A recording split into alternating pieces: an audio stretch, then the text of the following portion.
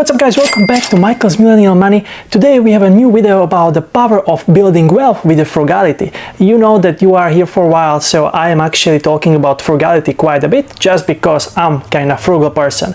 I used to be way more frugal, and like with the years when I get older, I kind of go less and less frugal because I want to enjoy my life as well. So today I want to share the video what I do in order to kind of build the wealth, but at the same time I'm frugal, and I kind of want to show you some balance because these days there is so many people saying, you know, you have to invest everything and don't enjoy anything. I think it's not that good because, you know, you don't know how long you are gonna be around here, but of course you have to have a balance because at the same time you want to build some wealth and you don't want to end up like in your retirement that you are gonna be poor. So let's actually talk about it. You can support me with a like or subscribe button. I like Patrick Bet-David. He was like in 28, he had like talk with himself, okay, who I want to be. Do I want to be pastor? Crazy. Do I want to be millionaire, billionaire? Do I want to be leader? So he said I want to be leader amongst the leader, but he was like, it's commitment for 40-50 years, but that's what I'm gonna do it. He's a big fan of Trump, and you know Trump is right now leader among the leader, and he's like, you know, almost 80, so it takes a while to get into that point, and that's what he chose for, and he's a billionaire, right? I think almost already. Frugality, why is it even important? Well, if you are like me, I started 6 years ago, coming from actually big family, so I didn't have any money to start with, so I had to make money on my own. And I knew if I'm gonna make some money, I can whether save them, spend them, or invest them. Most of my friends, when they make money, they spend them. Obviously, you know, being 18, 19, it's a normal thing, right? Then I had some people, they save them, and then I figured out you can invest them as well. So I did actually make a decision when I was younger. Always when I made my first money, I already knew I cannot spend all of them on random things. I have to have some portions. So that's where I actually learned about frugality.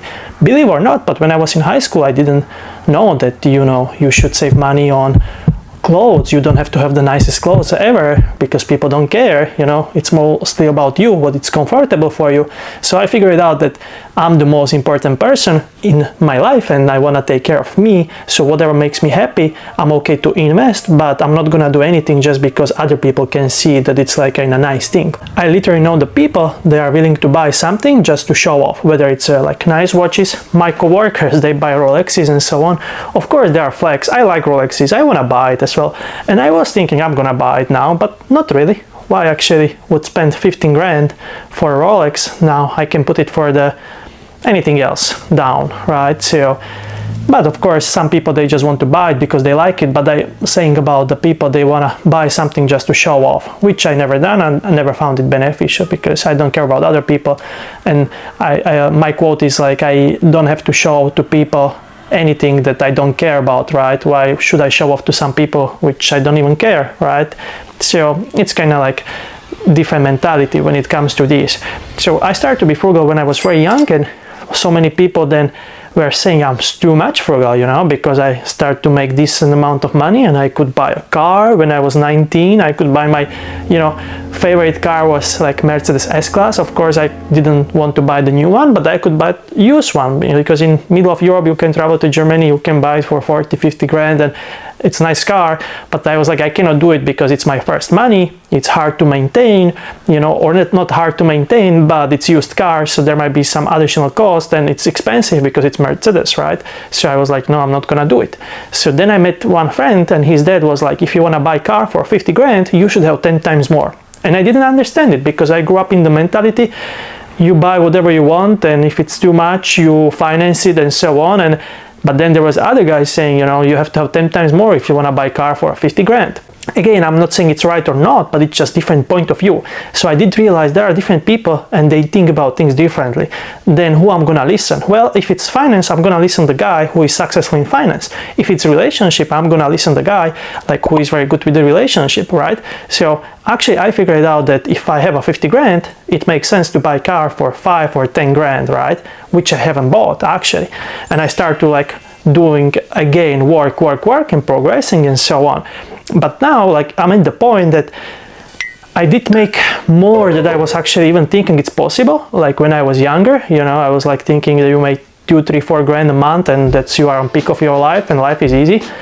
And I make way more money through these like last years, and I made, you know, a lot of friends, a lot of relationships through the work because I was mostly working. So I was kind of trying that like as advantage, take it as advantage that, okay, I work a lot, so I can socialize within my work and my like social like area of my work. I can social over there as much as I can because I don't have a time to go out and so on. So I was trying to kind of get some win-win in every single situation. But now, like, I'm in the point, you know, I did save money, you know, which I was saving last years. I did invest them, you know, bought some things like properties, you know, crypto, made money, lost money, stocks, you know, index funds. I never invest into startups yet. I'm not planning because I think it's a very huge responsibility and kind of harder to do, and I don't have that amount of money yet, you know, that I can easily lose 50, 100 grand, not really. So that's actually the thing, I'm not there yet. But I want to say, now you have to think about it, that what you want to do when you start to make some money, if you want to enjoy it. That's the biggest question, because then I have two group of the people. Again, like one of the group, they would save and frugal and invest every single penny until they have millions of dollars. Because I have friends, they have like net worth 800,000, 900, 700. They don't spend any money. They count every penny. I was like, I don't want to do it because I don't know how long I'm gonna be here. Throughout the last years, I lost so many good people from my surroundings that just, you know, things are happening, right? It's busy world and so many things going on. So I want to enjoy it. So then there it comes, like, how much and what is the things that makes you kind of feeling happy at a certain moment. Because you have to understand, you can go for a vacation, but it's not going to make you happy in long run. You can buy a nice car if you like to. It's not going to make you happy in long run, but it can make you happy in short run. And the short run, it's actually a very different point for everybody. For me, it was like buying a car. I know some of you, they don't like cars, but I like cars because I never had it and I like going fast and so on. I mean, that's, you know, boys mentality. So I bought car like recently, my first car, which is like Tesla, 500 horsepower. So I wanted to buy something that it's not expensive on the like maintenance, and it's not that expensive to get into it. And if you want to buy like the diesel or even like gas fuel car at the same, you know, like power, you would pay like 2-3 times more for decent BMW or like Audi, right? So, or like Porsche, right? So I just like realized I want to buy a car and I want to enjoy it. But there were so many people hating that point because they were saying, Michael, you are the frugal guy and you are buying a car. And I was like, well, yeah, I want to enjoy my moment. If I lose some money, I'm okay with it. The biggest thing is that I don't want to have it for whole life. I want to resell it, make some money on it if possible, or if I'm on the zero, that's already great. So then there are some people like, they're like, I would never buy a car, but they travel a lot. I noticed that, like my friend, he was always frugal, but if I think about him, he spent so much money on traveling and he likes it, you know. I'm not a big travel guy. Of course, I want to go to Bali. I want to have a Gran Canaria house. I maybe want to have something in Dubai, even though I never been there, right? Which is kind of crazy. You want to have things that you never even seen, but it's like, you know, like there is, our imagination is infinity, right? Infinite, and that's what I like. So again, the purpose of this video is that, like, yes, we are building wealth through frugality and so on, but guys, don't forget to enjoy it. You know, you never know how long are you gonna be here. You never know, like, if something might happen, you might lose money, you might make money. It's not about, I figured it out, like, there are certain points, and like, if you have already basic needs, like I did see a study, if you make like 70 grand or 80 grand as a single person, you know, in the United States, you can have a very decent life, that, you know, the curve over there, it kind of start to be like even going down because you already have peak of your happiness with that amount of money. Of course, you cannot buy Lambo or going for yachts or, you know, or private jets, but it's not something that makes significant difference in your life. I think so. If you do believe it makes, I think it doesn't. I don't know, so many people, they can go on private yachts or private jets, maybe that's the problem, but I think they are not, you know, happier as you are. Once you have basic needs, good health and so on, it's already good. And then there is a question of just, do I want to retire early? Do I want to provide something for my wife, kids, you know, what's my goal and so on. I like Patrick Bet-David, he was like in 28, he had like talk with himself. Okay, who I want to be? Do I want to be pastor? Crazy. Do I want to be millionaire, billionaire? Do I want to be leader? So he said, I want to be leader amongst the leader. But he was like, it's commitment for 40, 50 years. But that's what I'm going to do it. He's a big fan of Trump. And, you know, Trump is right now leader among the leader. And he's like, you know, almost 80. So it takes a while to get into that point. And that's what he chose for. And he's a billionaire, right? I think almost billionaire, if not already.